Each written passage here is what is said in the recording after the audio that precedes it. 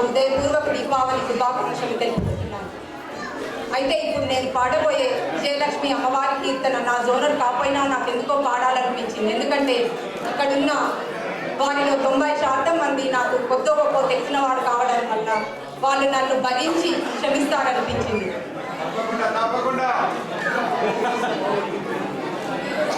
అయితే ఇప్పుడు నేను పాడబోయే విజయలక్ష్మి అమ్మవారి కీర్తన కాండారాగంలో